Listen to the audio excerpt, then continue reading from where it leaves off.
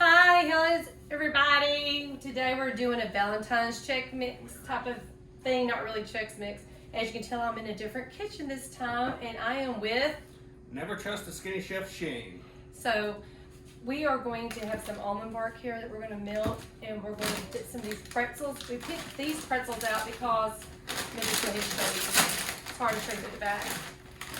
When you look at it and you cover it, it looks like a little heart already for Valentine's. And then we have the Valentine's M&Ms. You have to have the Valentine's ones for Valentine's Day, of course. Vanilla yogurt raisins, and some of these wonderful now conglomerated chocolate chips. They're white chocolate chips with confetti sprinkles, kind of making it pretty for Valentine's, but they melted on the way to Florida. The Mother's Animal Circus cookies, again, pink for Valentine's, because pink, white, and red are traditional Valentine's colors. So we're going to break some of these in half. And speaking of pink, we have these strawberry cream bars we're going to cut into fourths and put them in our mix. This is so cool. I found freeze-dried strawberries. I can't talk right now. Fruit crisps is what they are. And we're going to chop some of these up to get that red color in there to go with the pink. And I wanted to get some vanilla Chex flavored cereal, but couldn't find any. So this brand new Dunkaroos, I don't know what they are, but see the balls? They're colorful, kind of Valentine's. You got pink balls. Well, they're not pink, they got pink in them. So we're going to take this and mix them all together for our Valentine's mix. All right, first thing we're going to do is melt this, so we'll be right back. Okay, so we have the vanilla almond bark in the pan. As you see, it's starting to melt. We're going to melt this down, and when it's melted, we're going to use it to take our pretzels and dip it in there so we can have the heart-looking pretzels. And while that's melting, I'm going to take out the strawberry wafers, and we're going to cut them into fourths like this for our mix. So what temperature do we have this on? I don't know, what'd you set the stove to? Simmering, we need it a little bit higher. We gotta start melting it. So it's on a low, medium, Yeah, low. I would do medium starting off. If you don't want to do it on the stove, you want to do it quicker. I've done these in a bowl at home, in the microwave, a minute at a time, stirring every minute. So you can do it that way if you don't want to do it on the stove. But we gotta put it at least on medium on the stove to get started. As it starts to melt, you have to stir it so it doesn't burn, and then you can turn the heat down. So as you can see, forgot to mention also, I took a knife and broke the squares in pieces, and it's starting to melt. So we're now going to stir so it does not scorch on the bottom. And I'm going to now turn the heat off, and we're just going to use whatever heat's left on the stove to stir until, see, it's almost melted. I'm going to be dipping soon. All right, so turned off the heat. I threw some pretzels in there. We're just going to give it a good stir. As you can tell, my husband and Shane's wife are having a great conversation in the background.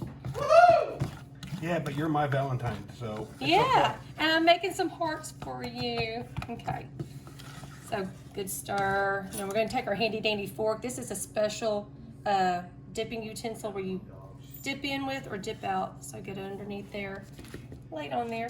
Now, you're probably wondering, why are you going to all this trouble? Well, yeah, you could go buy you some chocolate-covered or yogurt-flavored pretzels, but guess what? Couldn't find any, so we're doing this.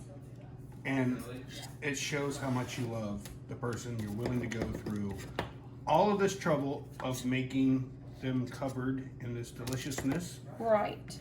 And also, if you want to make it extra special, if you have like any red sprinkles or anything while this is wet, put some sprinkles on it. Decorate them up if you want to. And that's what I was going to do, but I couldn't find any Valentine sprinkles. And I didn't want to put red sugar crystals on because I wasn't sure how that would set up. All right, as soon as we get these all coated up, we'll be back. So I discovered something as I was cutting these up for our mix. It's leaving some nice, pretty pink cookie dust. So I didn't find any sprinkles, like I said. So look, you can do this and make some of them pink and pretty and kind of add that pink Valentine look to some of these. So hey, if you don't have any sprinkles, you can do this. So our pretzels that we dipped in the almond bark coating, they are now dry. And so we're going to put in some of these Valentine M&Ms, vanilla yogurt raisins, the circus animal cookies, freeze-dried strawberries, our confetti, white chocolate chips, and our Dunkaroo cereal. Now you can use again the Chex vanilla covered cereal if you want to. And we have the strawberry wafers that we have cut up as well to add to that sweet and salty mix, and for Valentine colors. Again though, if you have a loved one that maybe doesn't like this stuff, but they like chocolate and marshmallows like s'mores, you can use, you know, the vanilla Chex cereal, put it in there. You can use marshmallows, chocolate chips, you know, whatever their favorite mix is, you can do it. But I just thought since this is for Valentine's, we just use Valentine colors. So is there a measurement on every one of these ingredients, or you just do it to your taste? We do it to our liking. Alrighty. If it looks pretty and yummy, that's what we do. There is no measurements. It's all about what you like. A little of this, a little of that. Alright, well, while you're putting that in there, I want to talk to you guys about paramotor, going to school, and what to expect and not to expect. I will tell you, I expected to take this sport and be really good at it, and at first I was not. They're kind of cute. Yeah. I had a lot of trouble with the kiting at first. I had a lot of trouble not beating myself up during the kiting in school, and I got really frustrated, and I actually almost quit the sport because it was just more than I could handle, so I thought. And then once I got everything figured out and started flying, there's just no way I'm going to quit this sport ever, because it's the greatest thing I've ever done. So if you go to school and you find yourself struggling, just understand that everyone does, or majority of the people do, and just to keep going at it, because there's nothing greater in this world than getting off the ground, sitting in a seat with your feet hanging, and seeing the world from a view that you can't see from the ground. I guarantee you. Yeah, I can't wait for my solo. Every time I'm in the air, Valentine, I'm smiling ear to ear. My gums go dry, and I'm surprised I don't have bugs in my teeth by the time I land. You just cannot describe the feeling. I am terrified of heights, by the way, and I love being up there floating around, and I'm never afraid. The first time I went up with Breezy, I thought, I might have a panic attack up there, but I didn't. You just have to experience it. And I have a question for you. What's that? I know last night you were talking about how you couldn't kite to save your life. No. And so, how did you transition from not being able to kite to get in the air? Once I actually towed at school a couple times, and it was phenomenal. I guess with the pulling of the tow rope pulled me forward. I'm guessing that my problem during school was I wasn't maybe running hard enough forward. I still don't know why I was so bad at it at first, because I can kite fine now. I wouldn't say I'm great at it, but I am good enough to keep it up in the air and get my practice in.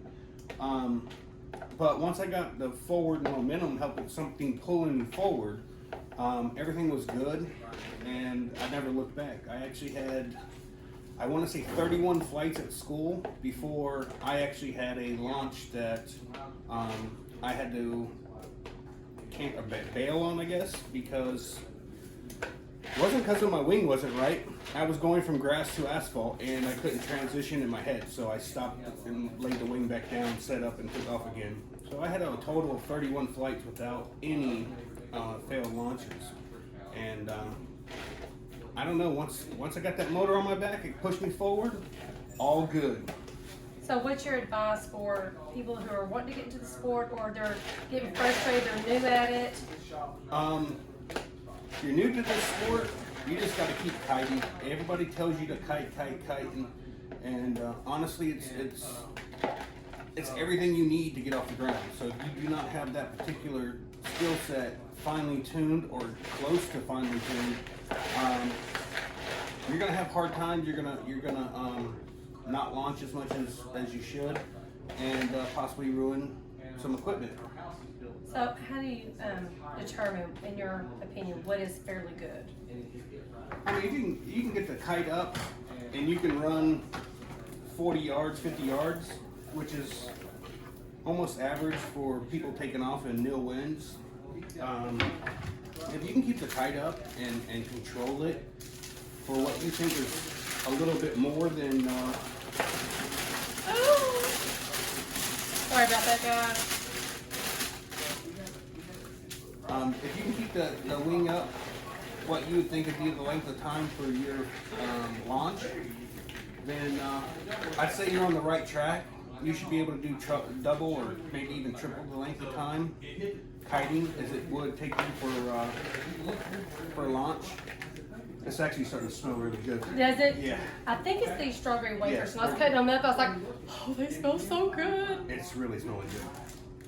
But yeah, I mean, you're gonna have rotor, you're gonna have crosswinds, you're gonna have all kind of different scenarios. And kiting is about the only way to get yourself used to different situations because you're under the wing longer, you're not stressed out, and you're paying attention to the wing more so because you want to keep the wing up. So I would say kiting is a must. I've never had freeze-dried strawberries before. Have Me you? neither. It looks kind of weird. See what you think. How are they? Okay, it tastes exactly like a strawberry, but like a wafer. Like a. Like a wafer. What do you It's think? light. Oh my gosh! I've never had. They were good. We suggested you go get you some freeze-dried. I can't say the word freeze-dried strawberries. I keep mispronouncing it. Okay. Okay, they're good, but the texture is really weird because you're trying to eat a strawberry and, well, It's astronaut food, and we're in Florida. Kennedy Space Center. what do you mean they're not actually food? They're astronaut food. Freeze-dried strawberry, astronaut food. That's a real strawberry. I know, but it's freeze-dried. You can take it to space with you. So you said it's not real. No, I said it's astronaut food.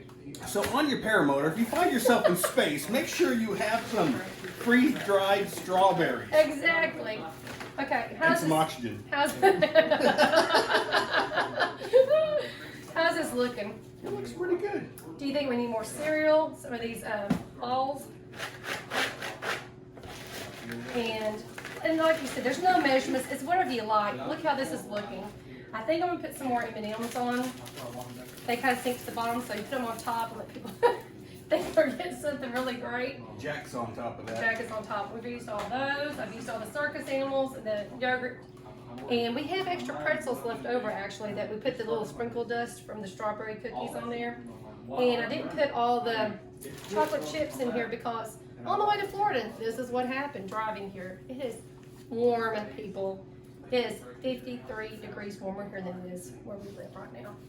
Our air conditioner is on. When I told her to let me know when they were getting close, I turned the air conditioner on in the camper, and she laughed. She said, air conditioner? I said, yeah, you need that here in Florida. It's crazy. This is weather you have right now is what we have transitioning from spring to summer. Yeah. Okay, that is it, guys. This is our Valentine snack mix, and I made it pink and red and all that. But again, you can use whatever you want that your loved one loves. And it's no cooking. The worst thing we had was dipping these chocolate, whatever these pretzels in the almond bark. And if you don't want to do this, and you can find these in the store, buy them. Like I said, they were out. I don't know why they're out in my store. So, grab one of these. Grab one of those. Yes. Okay. Hold your arm up like this. Mm-hmm. All right, for Valentine. And they're hearts. Okay. Yum. All right, that's pretty good. It is. I think you should get one of each and put in your mouth and see how they'll taste. So you get one of these, our strawberry. I'm going back with one of these. You like those the best? I don't know. I Get a haven't had little, anything. get a little bit of cookie, and then you gotta put a ball on top. There you got a sandwich. You forgot that. Oh, crud, I did. Oh, yogurt raisins. I'm not going to eat the raisin ones, but. Okay, and there's a mountain of goodness, guys, right here. Why are you eating over the bowl?